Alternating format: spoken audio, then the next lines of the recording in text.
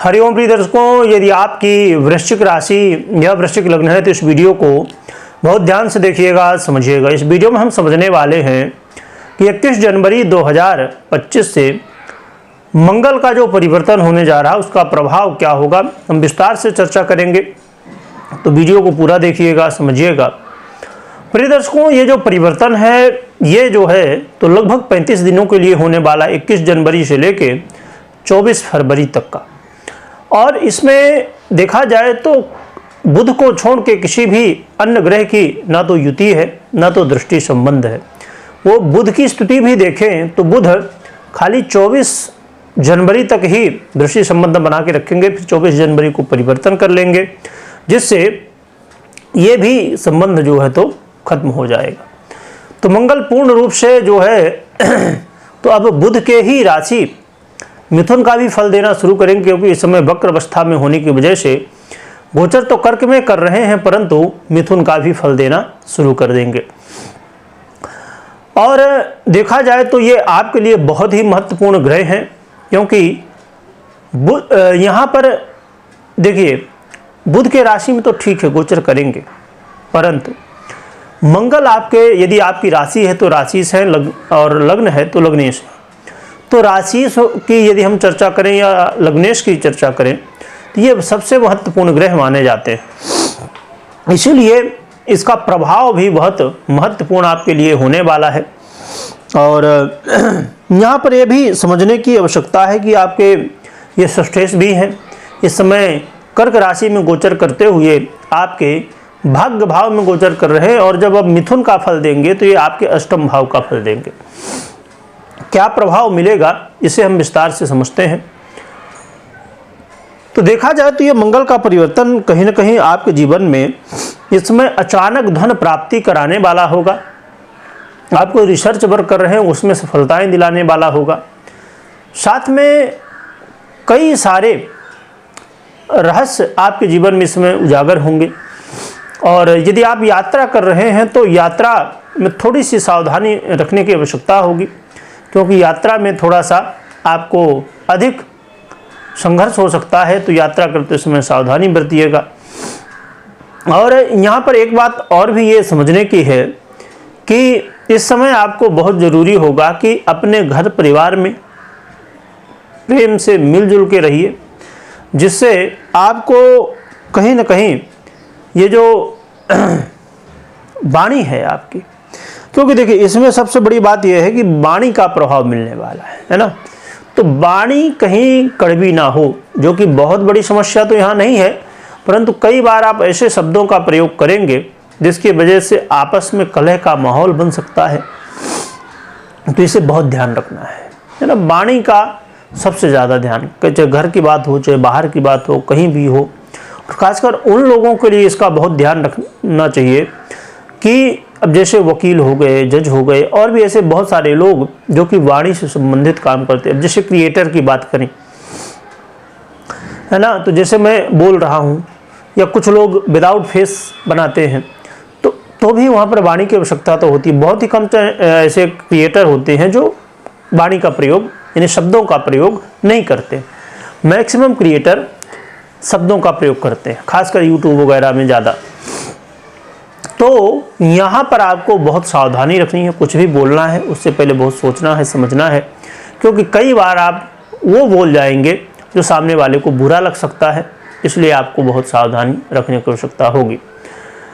इसके अलावा पैतृक संपत्ति से जुड़े हुए मामलों में आपको सफलताएं मिलेंगी, परंतु संघर्ष भी करना होगा तभी सफलताएं मिलेंगी। विदाउट संघर्ष यहाँ पर कुछ मिलने वाला नहीं है। और यहाँ पर एक चीज़ और भी ध्यान रखिए कि आपके बैंक बैलेंस में अचानक वृद्धि भी होने की संभावनाएं बढ़ेंगी, ये भी अच्छी बात है।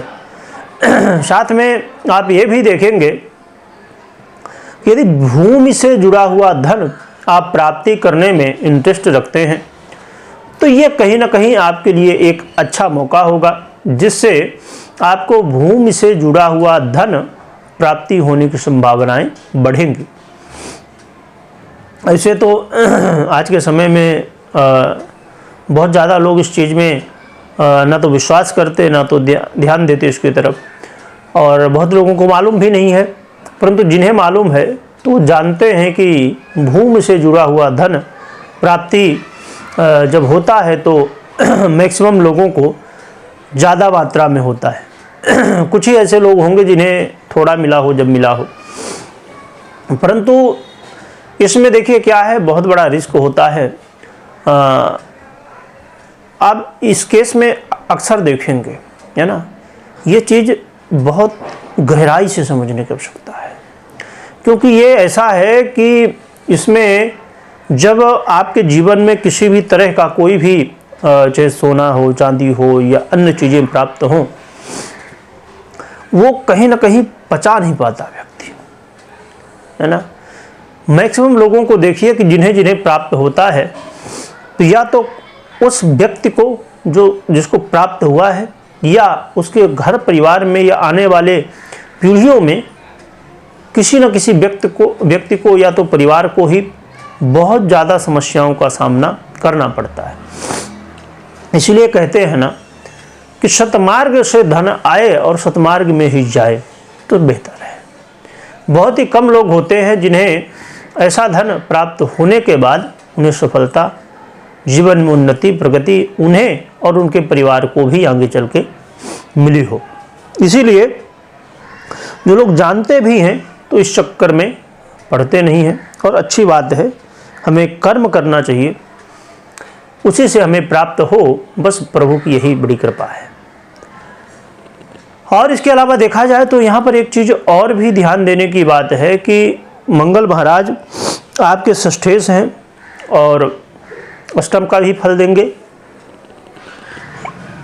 तो यहाँ पर आपको थोड़ा सा, जो कि इतनी स्थितियाँ भी नहीं हैं, शत्रु बाधाएँ बहुत ज़्यादा नहीं होंगी, पर आपको किसी से वाद विवाद नहीं करना है, अपने स्वास्थ्य का थोड़ा सा ध्यान रखना है और कर्ज वर्ज के चक्कर में नहीं पड़ना है ना, तो आपके लिए अच्छा रहेगा। तो देखा जाए तो ये मंगल का परिवर्तन ठीक ठाक कहा जाएगा, बहुत अच्छा तो नहीं पर ठीक ठाक, है ना।